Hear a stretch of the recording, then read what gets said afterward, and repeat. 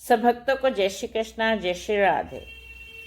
भक्तों, आज की वीडियो में हम चर्चा करेंगे श्रीमद् भगवत गीता जी के तीसरे अध्याय के महात्म्य का वर्णन।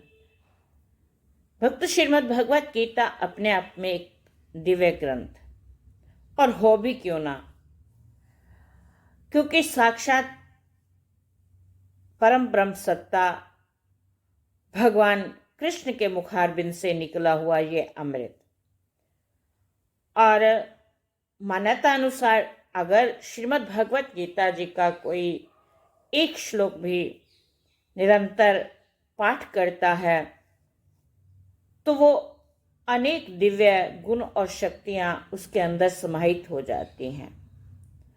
और यदि कोई श्रद्धापूर्वक नित्य प्रति गीता जी का निरंतर किसी अध्याय का पाठ करता है तो साक्षात भगवान कहते हैं कि मेरे स्वरूप के समान है। श्रीमद् भगवत गीता जी का तीसरा अध्याय कर्म योग और श्रीमद् भगवत गीता जी के तीसरे अध्याय का जो महात्म्य है, भगवान नारायण स्वयं उसे लक्ष्मी जी को सुनाते हैं एक प्रसंग के रूप में। दोस्तों, वीडियो में शुरू से लेकर अंत तक बने रहे।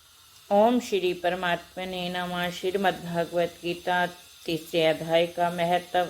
श्री नारायण बोले, हे लक्ष्मी, एक महामूर्ख व्यक्ति अकेले ही एक वन में रहता था। गलत कार्यों से उसने बहुत सा धन इकट्ठा किया। किसी कारण वह सब धन जाता रहा। अब वह व्यक्ति बहुत चिंतित रहने लगा। किसी से पूछता है कि ऐसा कोई उपाय बताओ जिससे पृथ्वी में गड़ा हुआ धन मुझे मिले। तब किसी ने कहा, मांस मदिरा खाया पिया कर। तब वह खोटे कर्म करने लगा, चोरी करने लगा। एक दिन धन की लालसा कर चोरी करने गया। मार्ग में चोरों ने उसे मार दिया। तदंतर उसने प्रेत की जोनी पाई। उस प्रेत जोनी में उसे बड़ा दुख हुआ। एक वटवृक्ष पर 7 दिन चिल्लाया करता कि कोई ऐसा भी है जो मुझे इस अधम देश से छुड़ावे। कुछ समय के बाद उसकी पत्नी जो गर्भवती थी उसने एक पुत्र को जन्म दिया। जब उसका पुत्र बड़ा हुआ तो एक दिन अपनी माता से उसने पूछा, मेरे पिता क्या व्यापार करता था और उनका देहांत किस प्रकार हुआ। तब उसकी माता ने बताया कि हे बेटा, तेरे पिता के पास बहुत धन था, वह सब यूं ही जाता रहा। वह धन के चले जाने से बहुत चिंतित रहने लगा। एक दिन धन की लालसा से चोरी करने गए, लेकिन मार्ग में चोरों ने उसे मार डाला। तब बेटे ने कहा, माता, उनकी गति कराई थी। माता ने कहा, नहीं कराई।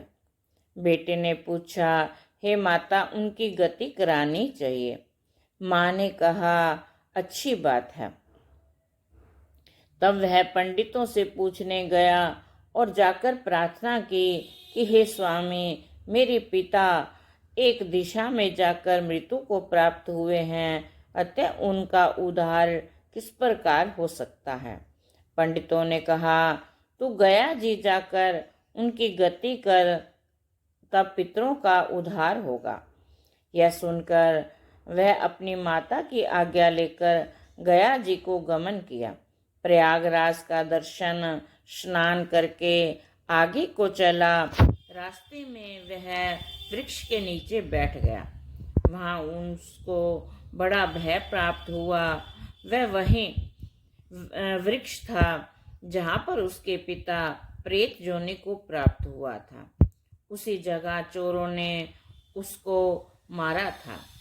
तब उस बालक ने अपना गुरु मंत्र पढ़ा और उसका एक नियम और था, वह एक अध्याय श्री गीता जी का पाठ नित्य किया करता था। उस दिन उसने श्री गीता जी के तीसरे अध्याय का पाठ उस वृक्ष के नीचे बैठकर किया, जिसे उसके पिता ने प्रेत की जोनी में सुना और सुनते ही उसकी प्रेत जोनी छूट गई और उसका शरीर देवताओं के समान हो गया।